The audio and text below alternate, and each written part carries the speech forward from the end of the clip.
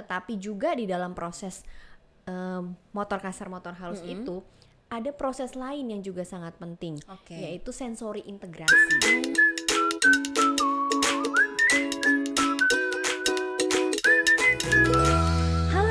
Selamat datang di podcast Halo Bunda, persembahan spesial dari Generos, teman Bunda mendampingi tumbuh kembang si kecil. Gimana nih Bunda kabarnya? Gimana kabarnya habis lebaran, yang mungkin habis makan ketupat, terus habis itu makan lontong opor, pasti enak banget. Tapi tetap saja saya Asasi di sini tetap menemani Bunda, pokoknya tetap semangat dalam mendampingi tumbuh kembang si kecil. Nah Bunda-bunda gimana kabarnya? Semoga dalam keadaan sehat selalu ya. Nah karena tidak terasa nih apa istilahnya podcast Ramadan kemarin kan, spesial Ramadan untuk podcast Halo Bunda kan sudah selesai ya kemarin ya. Jadi ornamennya udah diangkat, tapi ya walaupun kita mungkin sedih meninggalkan bulan Ramadan, tapi tetap dong vibes-nya ini kita tetap kembali fitri lagi, tentunya tetap suci lagi untuk tetap semangat dalam menjalani kehidupan. Nah kalau untuk bunda-bunda jangan sedih, karena podcast Halo Bunda spesial Ramadan itu masih bisa Bunda tonton di YouTube official kami ya. Jadi buat bunda-bunda yang kepo nih, pengen tahu tips-tips ataupun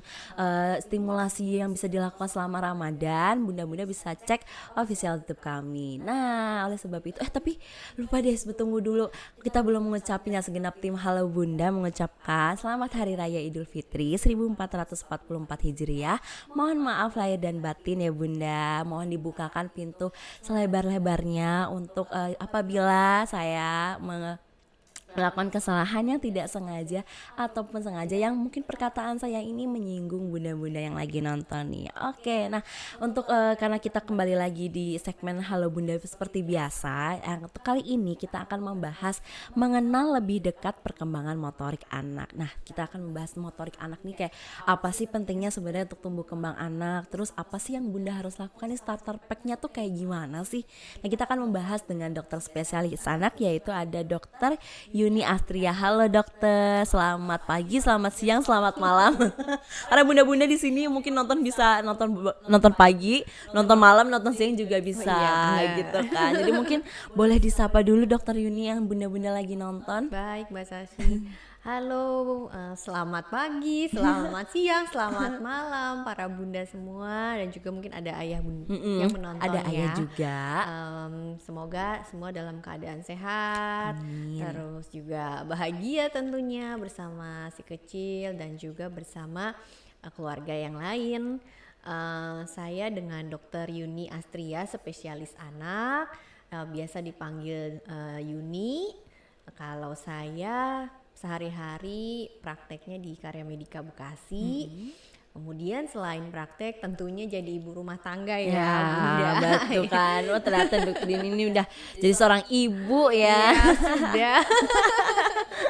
Udah tua, oh enggak ya. Ya, masih muda kok Bunda, masih muda dokter. Iya, terima kasih. Saya sudah punya seorang putra usianya 2 tahun 10 bulan saat ini. Bunda dan ayah semua, semoga nanti selain ilmu yang sudah saya miliki, juga saya bisa berbagi secara langsung mengenai pengalaman saya selama ini dalam mengasuh putra saya. Iya, nah itu kita akan berbincang-bincang ya dok. Kita akan membahas tentang motorik. Dokter, kita masuk nih untuk pembahasan tumbuh kembang dan khususnya untuk spesialis motorik ya.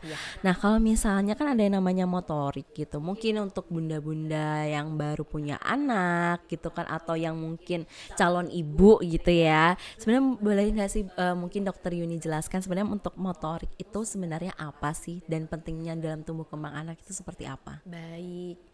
Ini tadi saya sebelum mulai sebenarnya ayah bunda udah bilang, kalau bisa ngomongin motorik itu bisa luas ya. Oh iya benar. Karena itu emang backbone ya untuk perkembangan yang lain. Jadi motorik itu secara definisi adalah suatu tahapan proses pencapaian perkembangan seorang anak yang kompleks.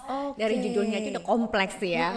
Karena itu melibatkan berbagai macam mulai dari tonus otot seseorang anak, kemudian postural seorang anak, kemampuan koordinasi, kemampuan keseimbangan dan juga refleks protektif gitu yang melibatkan otot-otot besar maupun kecil. Itu secara definisi Ilmiah gitu ya. ilmiah. Nah, kalau ditanya misalnya kemampuan motorik itu kan tadi dokter bilang luas. Memangnya apa aja sih isi dari kemampuan motorik? Kalau bicara motorik kasar sama motorik halus gitu kan, itu bagian dari kemampuan motorik. Selain dari motorik kasar, motorik halus juga ada kemampuan oromotor. Jadi 3 hal yang membangun kemampuan motorik seseorang ya, itu ada motor kasar, motor halus sama kemampuan oromotor. Tapi mungkin yang oromotor kita tidak terlalu banyak membahas karena itu lebih terkait dengan makan ya, proses makan, perilaku makan anak. Untuk motor kasar, motor halus ini kalau ditanya seberapa besar pengaruhnya terhadap tumbuh kembang, itu betul-betul sangat berpengaruh gitu.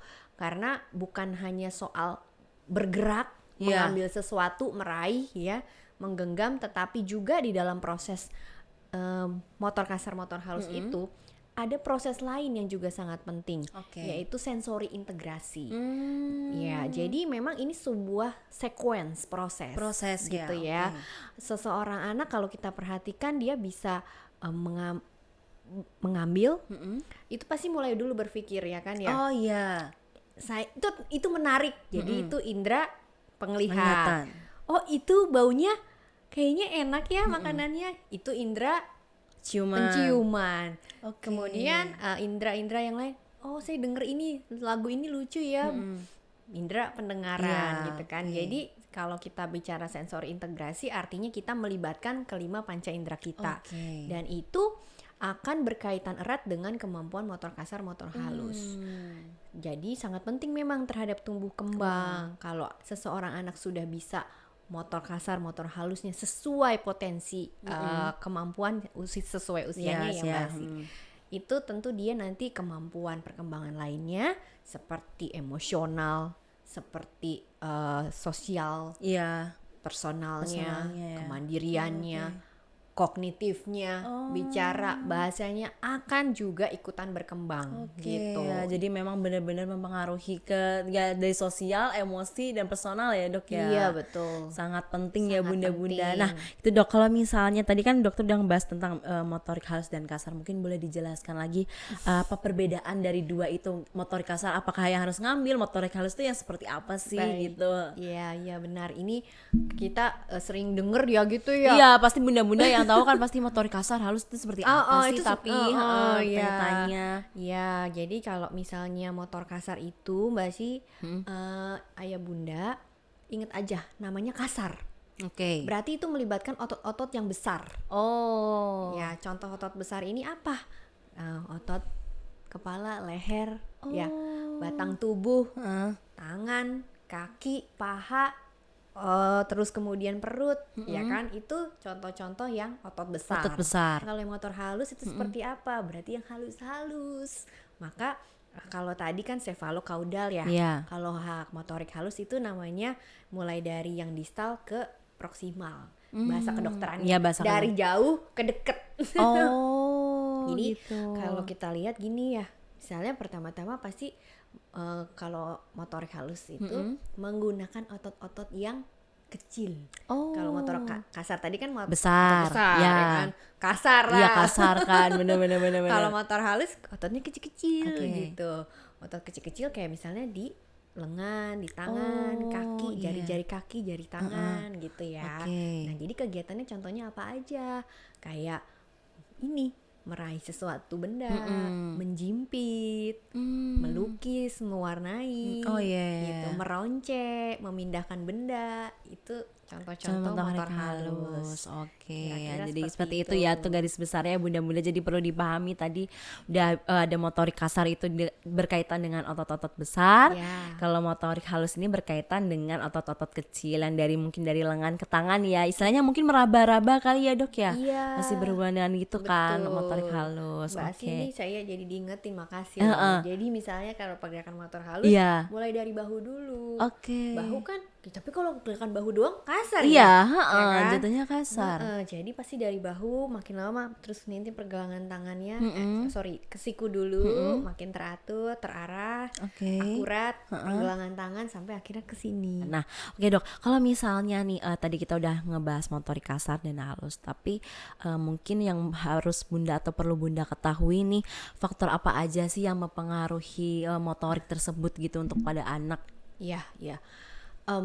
Ini juga sering banget ya Iya ditanya. pasti tanya gini kan, apa sih apa namanya, gimana harus kita apa ya istilahnya menstimulasi Iya, motorik kasar, benar, terus faktornya apa benar. aja? Kalau ditanya faktor tuh kita ada 2 sebenarnya, ayah bunda. Yang pertama faktor internal, Oke. internal atau intrinsik, kemudian faktor eksternal atau ekstrinsik. Jadi kalau internal berarti memang dari seseorang anak itu ya, yang tidak bisa diubah, gitu kan. Contohnya apa? Genetik, artinya keturunan. Oh, gitu. iya. Kemudian selain genetik juga misalnya kayak kondisi saat kehamilan ibunya seperti apa, gitu. Apakah ada penyulit atau tidak. Kemudian bagaimana kondisi bayi di dalam janin, Oke. apakah misalnya sehat atau ternyata IUGR itu suatu kondisi di mana janin itu tidak bertumbuh dengan seharusnya. Oke. Gitu. Tetap tumbuh tetapi kurang dari yang diharapkan berdasarkan usia kehamilan itu. Oke. Nah, itu erat kaitannya biasanya dengan kelahiran prematur juga. Oh iya. Itu contoh betul. yang intrinsik Intrinsik-nya. ya, yang memang tidak bisa diubah. Tapi jangan khawatir juga ayah bunda, kalau misalnya memang ternyata si kecil setelah diupayakan ternyata lahirnya prematur, Ya. ternyata IUGR padahal sudah diupayakan segala macam karena memang mungkin ada berbagai penyakit pada Ya. kehamilan ibunya. Betul. Gitu ya. Ya nanti kita kejar di ekstrinsiknya ini Oke. supaya motor kasar motor halusnya tetap optimal. Gitu sesuai potensi usianya. Iya. Yang eksternal ini contohnya ini apa namanya, nutrisi ya. Oke. Nutrisi itu kan apa yang dikasih kepada anak ya, makro mikronutriennya Ya. lengkap, seimbang, adekuat. Itu penting sekali ayah bunda. Nah, nanti saya jelaskan lebih lanjut pentingnya ya. Kemudian juga selain nutrisi itu apa namanya, stimulasi. Ya. Stimulasi sangat penting dilakukan secara interaktif 2 arah. Itu spill kata kuncinya ya tentang stimulasi ayah bunda. Kemudian setelah nutrisi, stimulasi, jumlah anak di rumah. Ternyata mempengaruhi juga ya. Oke. Ya karena memang sebenarnya kita nggak bisa juga menutup mata ya dengan semakin banyak jumlah anak. Tentu ayah bunda pasti ya udahlah, yang penting kamu sehat, Iya. tumbuh kembangnya sesuai. Ya mungkin nggak akan yang bener-bener dipantengin banget Iya. gitu ya. Bener. Gitu. Jadi ya sedikit banyak memang akan mempengaruhi gitu. Oke.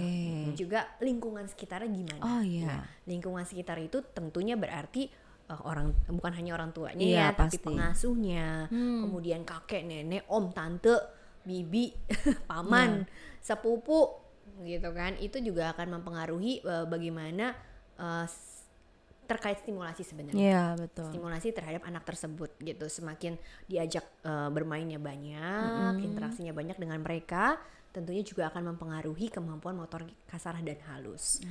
Dukungan mereka gitu ya, Iya, baik benar. secara emosional, psikis maupun juga dalam kegiatan sehari-hari, kegiatan Oke. fisik. Gitu. Sama yang ini juga Mbak sebenarnya, faktor higienitas. Itu termasuk di lingkungan ya. Iya. Jadi kayak misalnya higienitasnya terjaga dengan sebaik mungkin yang bisa dilakukan gitu kan. Kemudian anaknya tetap bisa sehat. Iya. Juga pemberian misalnya imunisasinya lengkap, itu itu kan sih. mempengaruhi juga ya Iya. tingkat kesehatannya.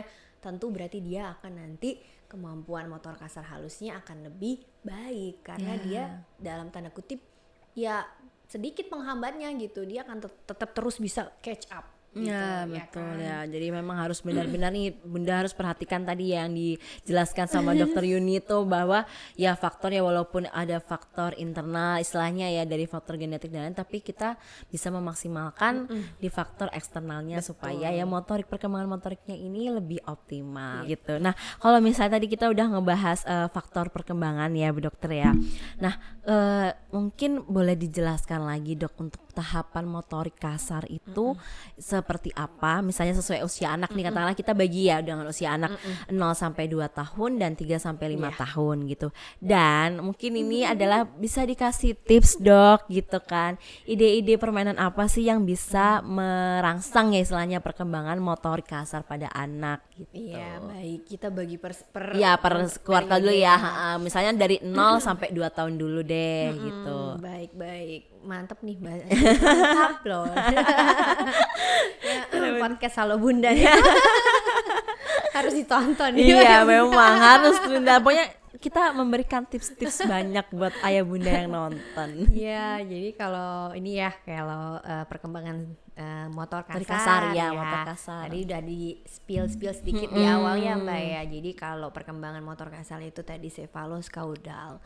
Kalau ayah bunda bisa mengingatnya dengan lebih mudah seperti itu. Jadi ketika usia 0 sampai 3 bulan, anak biasanya akan mulai secara motor kasarnya akan berusaha menegakkan kepala. Oke. Kemudian juga setelah itu anak akan berusaha setelah 3 bulan ya kan, atau 4 bulan lah kadang-kadang kita bisa tunggu untuk kepalanya tegak.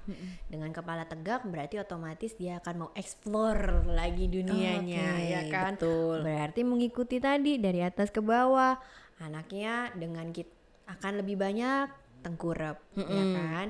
Tengkurap itu bisa ditengkurapkan secara sengaja, bisa juga memang dalam kegiatan sehari-harinya yang tengkurap gitu.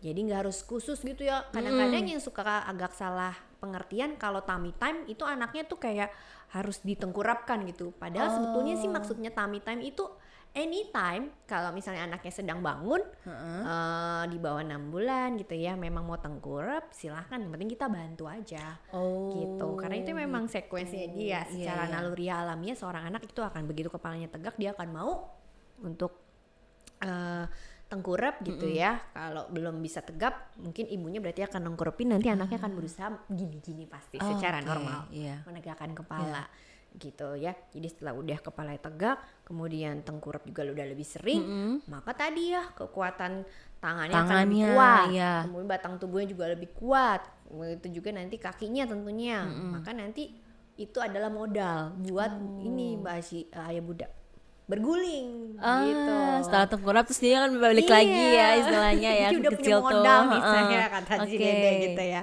buat berguling. Nah itu berguling biasanya kalau tengkurap kan rata-rata biasanya mulai 4 bulan ke atas ya.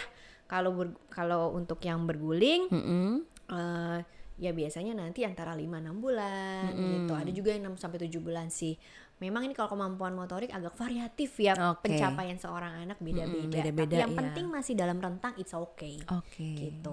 Kemudian setelah udah bisa berguling, maka biasanya kebanyakan anak mulai merangkak ya. Mulai merangkak karena otot batang tubuhnya udah mulai kuat juga. Dan dengan merangkak juga itu akan melatih memang otot batang tubuh ini nih, yang bagian belakang akan makin kuat, kemudian otot panggul juga makin kuat, pahanya makin kuat, kaki makin kuat, jadi makin udah pengen berdiri, kayak ngeliatin orang-orang dewasa sekitarnya. Pada berdiri bisa ini sendiri ya. Kira-kira mulai berdiri tuh 9-10 bulan ya. Nah, nanti sekaligus anak-anak si kecil makin penasaran gitu ya. Di sana ada ini, di sana ada itu, kok menarik semua nih warna-warni gitu kan. Mulailah jalan, akhirnya merambat sendiri, berpegangan ya tentunya. Habis merambat nanti biasanya 11-12 bulan mulailah belajar berjalan. Gitu. Itu kira-kira untuk yang 1 tahun ya. Kemudian setelah berjalan udah bisa jongkok. Ya kan di atas mulai 13 bulan 15 bulan udah bisa jongkok gitu. Setelah jongkok nanti mulailah belajar lari. Ya kan, biasanya tapi memang kebanyakan anak di populasi umum di dunia rata-rata 24 bulan baru bisa lari. Yang bener-bener lari. Yang lari kenceng gitu ya, maksudnya lari. Mulai stabil untuk stabil lari. Ya. Biasanya kalau masih di bawah 24 bulan, kayak 18 sampai 24 mungkin lari-larinya masih yang belum seimbang, terpogoh-pogoh gitu. Itu kira-kira sampai usia 24 bulan. Dan di usia 24 bulan ini biasanya anak juga sudah bisa mulai berkeinginan naik tangga. Naik tangga ini tapi memang masih ini aja, menyusurin aja sih. Masih pegang gitu. Dan 2 kakinya barengan. Tek tek tek tek gitu. Belum yang satu-satu. Satu-satu. Iya. nanti itu belakang nanti usia 3 tahun. Nah kalau misalnya di atas 2 tahun ke 3 tahun yang tadi udah berkembang, terus tentunya akan makin diperlancar ya sama anak, larinya juga makin kenceng, makin mau naik, terus naik udah bisa naik ke kursi atau furniture ayah bunda. Kemudian nanti di 3 tahun anaknya Dede juga udah bisa ini meloncat, meloncat gitu ke arah depan ya. Kemudian selain meloncat juga udah bisa tadi naik tangga yang tadinya masih gini-gini, sekarang udah satu gitu di usia 3 tahun. Tapi masih tetap memang berpegangan gitu ya. Habis itu di 3 tahun juga udah bisa nih biasanya mulai sepedaan. Udah bisa mengayuh gitu, karena koordinasi dan keseimbangan postur tubuhnya udah lebih terjaga. Jadi anak juga udah lebih pede. Itu ya. Nah, agak banyak, tapi mungkin langsung ini Dok, apa namanya kira-kira untuk motorik kasar, mainannya apa aja sih mungkin bisa menstimulasi bunda gitu? Iya, untuk mainannya ini kalau ditanya mainin kadang-kadang kita langsung mikirnya harus beli ya. Padahal enggak juga Mbak Sisi. Enggak ya bunda. Bisa beli, bisa juga enggak kok. Ya, jadi bisa menghemat sekaligus merangsang interaksi antara kita dan anak. Kayak misalnya kalau di bawah 4 bulan tadi ya kan memang si adik masih belajar ngangkat kepala. Itu enggak usah mahal-mahal, dari kita sendiri aja, mulai dari inisiasi menyusu dini tuh ya, itu sebenarnya udah menstimulasi. Dengan ini aku pinjem ya. Si Eros tampil dia di kamera. Si Eros ini jadi kayak misalnya ibunya kan menyusui gitu kan, Dede bayi pasti kan kepalanya gerak kiri kanan atas bawah, tangannya juga mulai mau pegang payudara, pegang rambut, itu udah stimulasi gitu. Sambil ibunya melihat ke Dede bayi, itu udah stimulasi. Kemudian kalau masih 4 bulan nih ya, setelah itu kan kita mungkin ada gendong-gendong nih. Kalau digendong-gendong pasti Dede kan nggak mungkin diam aja, kepalanya mau gini-gini, sana kanan kiri gitu kan biasanya, kepalanya juga mau gini-gini. Nah itu juga sudah menstimulasi secara otomatis sebenarnya kepalanya untuk lebih kuat. Selain tummy time. Itu ya. Kemudian setelah itu yang kalau untuk mainan nih misalnya mau beli bisa, mau bikin bisa. Yang pasti pilihlah warna-warna yang memang menarik, yang kontras. Di atas 3 bulan itu perkembangan penglihatan anak sudah mulai lebih jelas. Tadinya mungkin pas bayi cuma ngelihat semua tuh burem, berwarna sih tapi burem, kayak kita matanya minus gitu ya. Kira-kira kayak gitu ya. Ayah bunda nanti di usia 3 bulan itu udah mulai kelihatan biru ya biru, kalau dia 3 bulan biasanya kontrasnya hitam putih. Kelihatan tuh ini hitam ini putih gitu, udah lebih jelas. Nah karena itu berarti mungkin ayah bunda kalau mau kasih mainan yang kontras warnanya. Oke Dok, kalau misalnya tadi kita udah ngebahas motorik kasarnya ya, kalau misalnya motorik halusnya nih tahapannya tuh seperti apa sih gitu kan, terus ya balik lagi untuk permainannya apakah ada yang beda dengan motorik kasar atau mungkin sebenarnya sama aja? Bener, pertanyaannya bagus banget nih ayah bunda dari Mbak Asi. Jadi sebenarnya kalau motor kasar sama motor halus nih kita nggak bisa pisahkan gitu ya. Ketika kita menstimulasi melatih motor kasar pasti motor halus juga akan ikutan.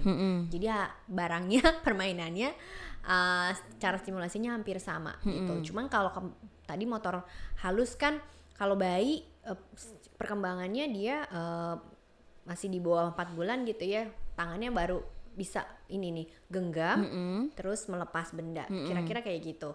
Terus memindahkan misalnya contohnya kicrik-kicrik gitu dari tangan kanan ke tangan kiri, melewati garis tengah batang tubuh. Kira-kira di bawah 4 bulan seperti itu yang bisa dicapai. Dan di situ juga bunda mesti perhatiin ayah bunda kalau misalnya masih genggam terus, hati-hati gitu. Kalau di atas 4 bulan masih terus genggam, karena berarti itu akan menghambat kemampuan motor halus ke depannya. Ya kan? Coba kalau kita kebayangin mau pegang ini malah digenggam terus gitu kan, bendanya bisa pecah atau malah jatuh gitu kan.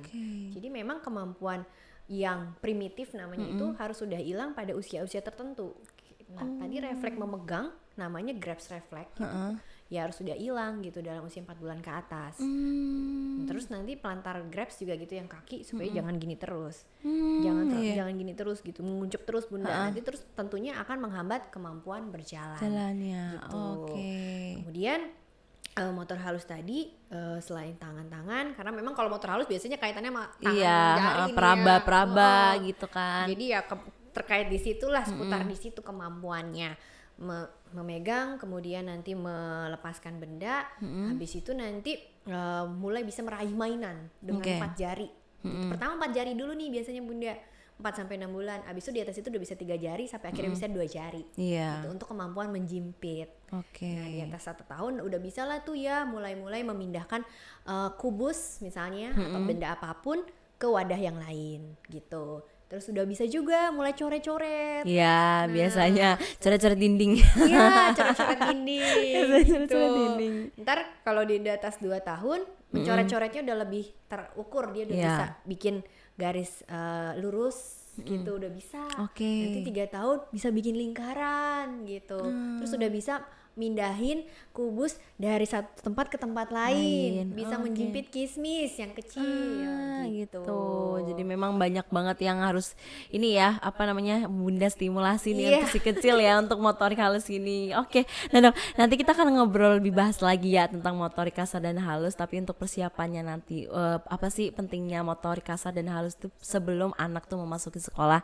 Tapi tentunya bunda-bunda nonton di segmen kedua ya. Jadi bunda-bunda jangan kemana-mana, tetap pantengin terus podcast Halo Bunda, ruang informasi keluarga sehat.